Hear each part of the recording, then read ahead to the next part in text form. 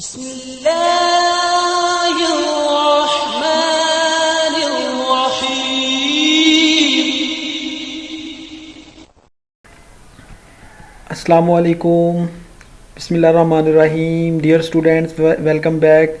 Dear students, जैसा कि previous lecture में हम लोगों ने लेक्चर नंबर 3 और लेक्चर नंबर 3 पार्ट 2 में हम लोगों ने प्लेटो को डिस्कस किया। प्लेटो की theory of ideal state, theory of education, theory of communism, modern justification of ideal state और उस पर क्रिटिकल एनालिसिस जो है या क्रिटिसिज्म है on the theory of ideal state of Plato, वो हमने बड़ी डिटेल से डिस्कस किए हैं सारे। वो लेक्चर ज़रूर सुने, बड़ा इंपॉर्टेंट लेक्चर है। आज हम second western philosopher, Greeks philosopher जो हैं एरिस्टोटल, उनको देखेंगे। एरिस्टोटल का दोस्तों जो एरा है वो 384 से 322 BC है। इसकी बायोग्राफ़ी ये है कि ये दोस्तों, चूँकि मैंने आपको प्रीवियस में भी बताया कि बायोग्राफ़ी ज़रूर आपकी हर फ़िलासफ़र की देखें, आपको पता चल जाएगा उसने थ्योरी क्यों दी, उस दौर में एरा क्या था। किसी भी डिमेंशन में क्वेश्चन पूछे तो आपको उसकी बायोग्राफ़ी से बड़ा आइडिया हो जाता है कि उसने ये काम ये क्यों किया। तो ये मैसिडोनिया में पैदा हुआ। इसने अपनी अर्ली एजुकेशन है वो अपने फादर से हासिल की।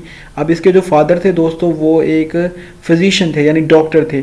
तो इसने शुरू में तो एकेडमी जो प्लेटो की हमने पढ़ी है वो इसने ज्वाइन किया और स्टूडेंट ऑफ प्लेटो बन गया। उसके बाद इसने ही लेफ्ट एकेडमी और travel across the region studying and observing 158 constitutions. देखें दोस्तों, 158 यानी पॉलिटिकल सिस्टम इसने अपनी जो ये क्रॉस द रीजन ट्रैवल है इसके दौरान देखे। और ही टाट अलेक्जेंडर द ग्रेट, और इस एरा के दौरान इसने अलेक्जेंडर द ग्रेट को भी पढ़ाया। ये इसकी थोड़ी सी बायोग्राफी है। और इसने उसके बाद अपनी एक इंस्टीट्यूशन, अपना एक दायरा खोला, एक एजुकेशन खोला जिसको उसने लाइसम ऑफ एरिस्टोटल का नाम दिया। तो इसका जो लिटरेसी वर्क है दोस्तों, इसने जो बुक लिखी उसमें इसकी पॉलिस स्टेट है, ये 2 लैंग्वेज में ट्रांसलेट हो चुकी और इसी में इसने थ्योरी ऑफ स्टेट दी।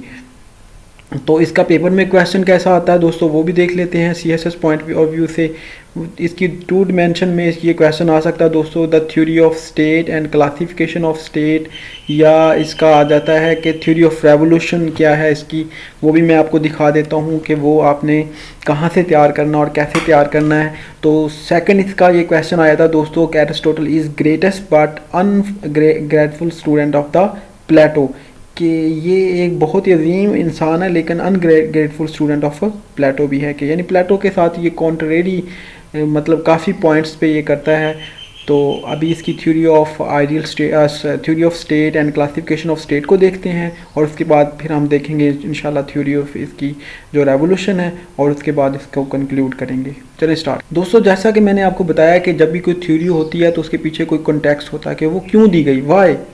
तो इसकी थ्योरी का देखते हैं कि ये थ्योरी क्यों दी गई। इसके बारे में ये है कि इसकी रीज़न ये है कि दोस्तों, चूँकि इसके फादर जो थे वो फिजिशियन थे, डॉक्टर थे, इसने अपनी अर्ली एजुकेशन अपने फादर से हासिल की। अब इसके सामने एक थ्योरी पहले भी मौजूद थी जो थ्योरी ऑफ आइडियल स्टेट थी, जो इसके टीचर प्लेटो की थी। और ये चूँकि एक डॉक्टर यानी एक साइंस के स्टूडेंट्स का शागिर्द था, तो इसके ऊपर बहुत ज़्यादा इन्फ्लुएंस हुआ इसके फादर की टीचिंग का। तो इसने कहा इन साइंस आज चूँकि हम जानते हैं कि आर डायग्नोस विदाउट ऑब्जर्वेशंस, कि कोई भी ऑब्जर्वेशन के बगैर किसी चीज़ का आप इलाज करते हैं, और any cure without diagnosis will be bad, कि आप बगैर ऑब्जर्वेशन के डायग्नोसिस करें या क्योर करें बगैर डायग्नोसिस के, ये बैड आइडिया है। तो इसने कहा असल में बेसिकली जो प्लेटो की थ्योरी है वो टोटली तौर पे इमेजिनेशन पे है, उसमें कोई ऑब्जर्वेशंस नहीं है। तो इसलिए इसने contrary to his teacher Plato believed only on imagination, utopian वो था। तो being a student of science he develop his theory by studying method of science. तो इसने साइंटिफिक मेथड को यूज़ किया, ऑब्जर्वेशन को यूज़ किया by solving issue of state. तो he was observing state issue. तो Aristotle gave the idea of state by using scientific method. तो इसी वजह से इसको फाउंडर ऑफ पॉलिटिकल साइंस भी कहते हैं। तो इन शॉर्ट के जो उसकी थ्योरी थी वो मैंने आपको पहले भी बता दिया कि वो उसकी टोटली तौर पे ऑन आइडियाज़ पे थी, नॉट ऑन ऑब्जर्वेशन। अब इसकी थ्योरी की तरफ मूव करते हैं। इसकी थ्योरी क्या है, इसके 2 पार्ट्स हैं दोस्तों। पहला पार्ट है जिसमें ये नेचर ऑफ स्टेट के बारे में बताता है। नेचर ऑफ स्टेट से पहले ह्यूमन नेचर को डिस्कस करेगा। कहता है कि जो इंसान ह्यूमन बीइंग है वो कहता है कि वो बाय नेचर जो ह्यूमन बीइंग है वो कहता है कि वो बहुत ज़्यादा सोशल है, कि इंसान बाय नेचर सोशल है।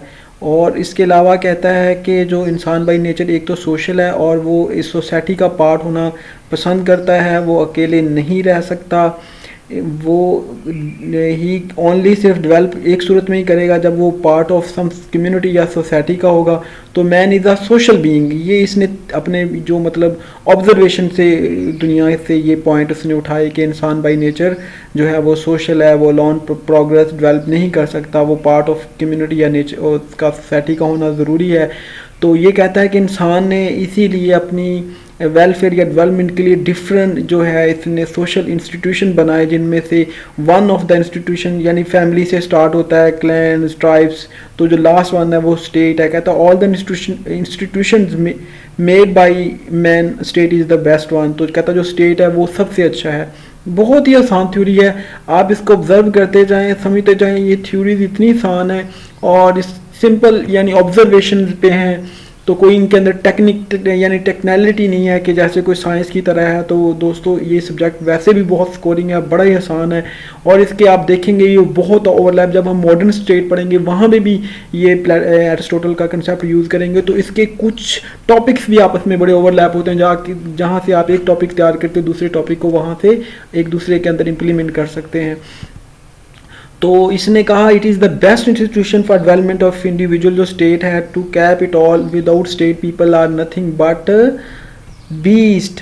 कहता है कि इंसान स्टेट के बगैर दोस्तों क्या है, वो हैवान है, इसकी मिसाल है। जैसे कि हम एग्जांपल के तौर पे बताएंगे कि जैसे रोहिंग्या जो मुसलमान है वो अब बेचारे हैवानों की तरह ज़िंदगी है, ना उनको बंगाली एक्सेप्ट करते हैं, ना उनको जो है म्यांमार वाले एक्सेप्ट करते हैं। तो state is mean not and, लेकिन ये याद रखें कि जो एरिस्टोटल की स्टेट है वो मीन्स है, एंड्स नहीं है। हालांकि प्लेटो ने कहा था स्टेट जो होती है वो उसकी एंड्स है और एंड जस्टिफाई मीन।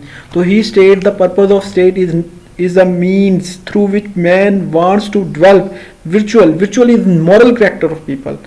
तो कहता है बेसिकली जो स्टेट का पर्पस है वो लोगों की डेवलपमेंट है। दोस्तों आगे नेचर ऑफ स्टेट का जो दूसरा पार्ट है वो ऑर्गेनिक नेचर ऑफ स्टेट बताता है। पहले ह्यूमन नेचर बताया, अब ऑर्गेनिक नेचर की तरफ कहता है like human being state is also organic in nature. तो state is like magnified individual. कहता है जो स्टेट है वो एक मैग्नीफाइड इंडिविजुअल की तरह है। ये लाइक ह्यूमन जो है स्टेट वो ग्रो करती है। असल में ऑर्गेनिक नेचर का मतलब ये है कि ग्रो करना। जैसे कहता है इंसान ने डिफरेंट इंस्टीट्यूशन बनाए, जिनमें से एक फैमिली बनाई, फिर उसके बाद ये फर्स्ट स्टेट थी, इसमें एक हेड ऑफ स्टेट था जिसको कह सकते हैं या पैट्रियोटिक था या मैट्रियोटिक था। उसके बाद यानी स्टेट के बाद क्लैन्स बने, ट्राइब्स बने, सिटी स्टेट आई और अल्टीमेटली जो मॉडर्न स्टेट्स वजूद में आई। तो all have some organic, this is predominant theory of modern science. और यही मॉडर्न साइंस की जो थ्योरी अभी भी है, यानी जो डोमिनेंट थ्योरी है वो यही है कि मॉडर्न स्टेट इसी तरह वजूद में आई। तो दोस्तों उसके बाद ये कुछ कंसेप्ट देता है जिसमें ये थ्योरी ऑफ स्लेवरी देता है। तो ये स्लेवरी क्या है, कहता है अरिस्टोटल कहता है कि और gave the concept of slavery, कहता है कि स्लेवरी ज़रूरी है, एसेंशियल पार्ट ऑफ स्टेट। क्यों, कहता है कि असल में क्यों है वो भी मैं आपको बताता हूँ, लेकिन उसकी स्लेव्स की दो टाइप्स पहले ये डिस्कस करता है। कहता है स्लेव्स की दो टाइप्स हैं, एक नेचुरल स्लेव होते हैं जो कि स्ट्रॉन्ग बॉडीज़ होती हैं और वीक इंटेलेक्चुअल होते हैं। तो इनके ये होते हैं जो स्लेव बाई नेचर। तो सेकंड वन है स्लेव बाई लॉ, यानी जो जंग के कैदी होते हैं, तो जिनको हम पॉ भी बोलते हैं। तो ये दो तरह के स्लेव हैं और ये स्टेट के लिए बहुत ज़रूरी हैं। क्यों ज़रूरी हैं ये जैसे कहता है वाई स्लेवरी इसेंशियल। कहता है असल में स्लेवरी इसलिए इसेंशियल है बोथ स्लेव और स्टेट के लिए, बिकॉज जो आपके ये हार्ड लेबर है और मैनुअल हार्ड लेबर है, और ये हेल्प करेगी जो इनके रूलर्स हैं, रूलर्स को, स्टेट के रूलर्स को, कि वो अपनी सिविक ड्यूटीज़ सर अंजाम दें और ये उनके लिए काम करें जो हार्ड वर्क लेबर है। तो जो हैं रूलर्स वो अपनी जो फुल तवानाई और फुल तवज्जो स्टेट अफेयर की तरफ देंगे। लेकिन ये एक अच्छी बात ये करता है, कहता है जो स्लेव्स हैं वो अगर वो अपने मास्टर्स के साथ रहते हुए इंटेलेक्चुअल हासिल कर लेते हैं तो वो स्लेवरी से आउट हो सकते हैं, तो they can free from slavery, they become citizen. उसके बाद ये देता है थ्योरी ऑफ जस्टिस। अब देखिएगा यहाँ पे हम एक बड़ी अच्छी चीज़ देखेंगे कि जो इसकी थ्योरी ऑफ जस्टिस है और जो प्लेटो की थ्योरी ऑफ जस्टिस है उसमें मैंने आपको बताया था बड़ा फ़र्क है। इसकी थ्योरी ऑफ जस्टिस ये है कि इसका जस्टिस कहता है giving reward people on the basis of their contribution for the state, कि लोगों को उनकी कंट्रीब्यूशन के लिहाज से जो रिवॉर्ड देना उसको जस्टिस कहते हैं। और वो कहता था कि लोगों को उनकी जो है स्किल्स की बेस पे जो रोल देना उसको जस्टिस कहते हैं। तो क्लासिफिकेशन ऑफ स्टेट, उसके बाद दोस्तों इस पे क्लासिफिकेशन ऑफ स्टेट पे मैंने ये देखा है बड़ा ज़बरदस्त, ये एक क्वेश्चन है आपको मिल जाएगा, वहाँ से आप ले सकते हैं।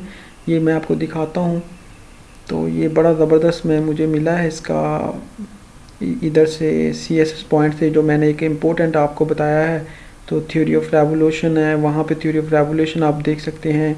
इसके अलावा ये देखें बहुत ज़बरदस्त ये क्वेश्चन वहाँ पे लिखा हुआ है, एरिस्टोटल व्यू ऑफ रीजन। तो CSS फॉरम पे जाएं, वहाँ पे ना ये क्वेश्चन आपको मिल जाएगा, वहाँ से ज़रूर इसको देखिएगा। मैं भी आपको बता रहा हूँ, लेकिन वहाँ से भी आपको डाटा बड़ा अच्छा मिल जाएगा, जिसमें देखें ना ये उसने बड़ी डिटेल के साथ एरिस्टोटल को डिस्कस किया है। तो इसकी function of state, rule of law, distributor, theory of revolution, तो ये सारी चीज़ें देखी हैं। तो इंशाल्लाह इनको हम देखेंगे, लेकिन मैं आपको थोड़ा सा बता रहा हूँ अभी साथ, तो इस CSS फॉरम पे ना ये आपको पूरा क्वेश्चन मिल जाएगा। ज़रूर यहाँ से भी विज़िट कीजिएगा, कुछ पॉइंट जो मेरी तरफ से ले लीजिएगा, कुछ यहाँ से उठा लीजिएगा और अपना एक क्वेश्चन बना लीजिएगा। अच्छा दोस्तों, क्लासिफिकेशन ऑफ स्टेट है तो इसने दोस्तों 6 टाइप में on the base two parameter की बेस पे जो है स्टेट्स को 6 कैटेगरी में इसने जो है डिवाइड किया है। वो कौन सी दोस्तों?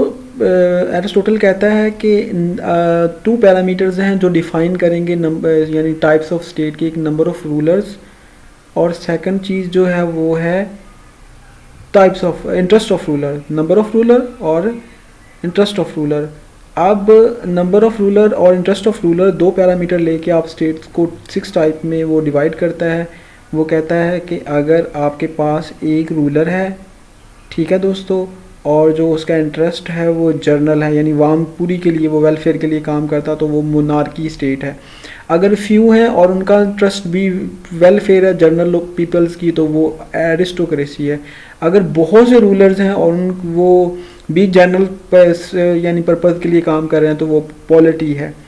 लेकिन अगर वन सेल्फिश के लिए करे तो वो टायरनी, अगर फ्यू सेल्फिश के लिए करें तो वो ओलिगार्की, और फ्यू डेमोक्रेसी सेल्फिश पर्पज़ के लिए काम करें तो वो डेमोक्रेसी। तो इनकी बेस पे इसने इनको 6 कैटेगरी में डिवाइड किया है। अब दोस्तों वो कहता है कि जो ये 6 कैटेगरी हैं कि 1 person ruling for all welfare is monarchy, जैसे कि मैंने बताया, और ruling for his on interest तो वो टायरनी है। Few person ruling for all welfare तो अरिस्टोक्रेसी है। अगर वो देयर ऑन इंटरेस्ट के लिए करें तो वो दोस्तों बन जाती है ओलिगार्की। इसी तरह वो कहता है कि अगर many people ruling for all welfare तो ये पॉलिटी बन जाएगी। अगर ruling for their on interest के लिए करें तो डेमोक्रेसी।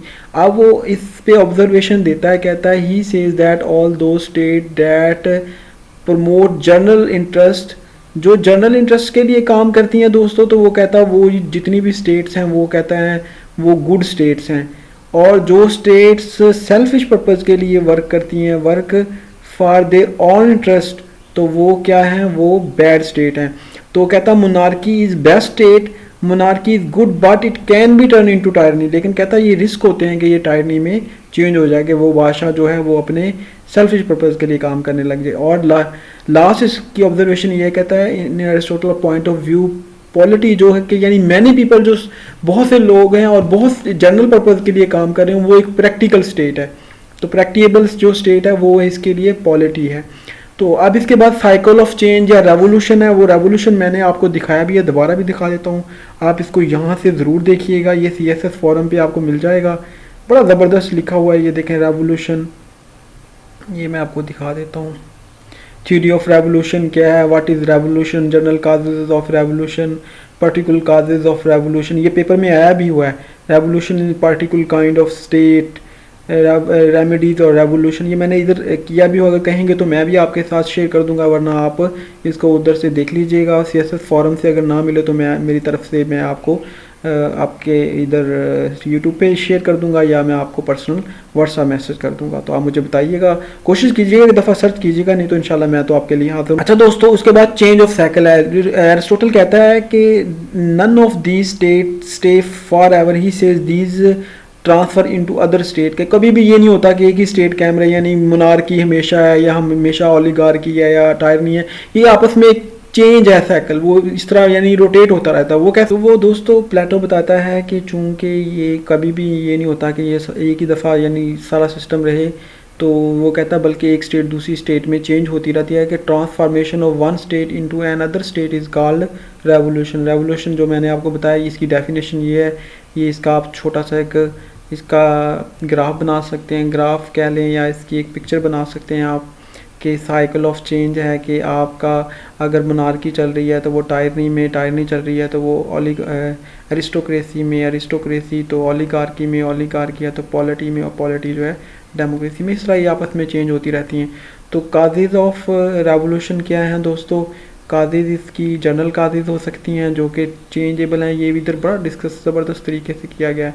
इस इधर जो मैं आपको बार बार दिखा रहा हूँ, इधर वर्ड फाइल में ला के कि इसकी काजेज़ क्या हैं, इसकी जो है रेवोल्यूशन की रीज़न। ये देखें, काजेज़ ऑफ रेवोल्यूशन है कि desire for gain and profit, universal desire for honour and prestige, और इसके अलावा the possession of sovereign power by an individual under priority and prominence of individual,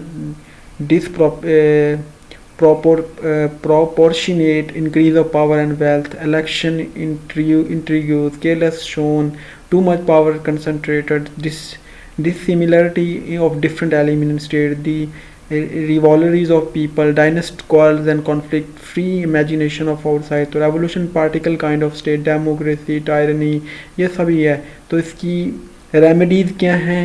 वो कहता है इसकी रेमेडीज़ ये हैं कि abundant political power should not be concentrated in hand of one man और वन क्लास ऑफ मैन। तो वो कहता है कि एक ही बंदे को बहुत ज़्यादा पावर देना नहीं चाहिए इसको, कि यानी डिक्टेटरशिप के वो कहता नहीं होनी चाहिए। The various classes in state without any discrimination of colour और creed should be treated like and with proper consideration. ये बड़ी ज़बरदस्त रेमेडीज दे रहा है कि इक्वल राइट्स मिलने चाहिए, कंसनट्रेशन पावर वन हैंड नहीं होनी चाहिए, honour and ward should be distributed as fairly as possible, honour और रिवार्ड देना चाहिए only on deserving one, because inequality of office and honour drive man to reward. तो लोगों को उनकी एबिलिटी की बेस पे आप उनको रिवॉर्ड दें, जैसे कि जस्टिस ये प्लेटो का कहता है। तो political office should be with in reach of every individual who is able of performing function best.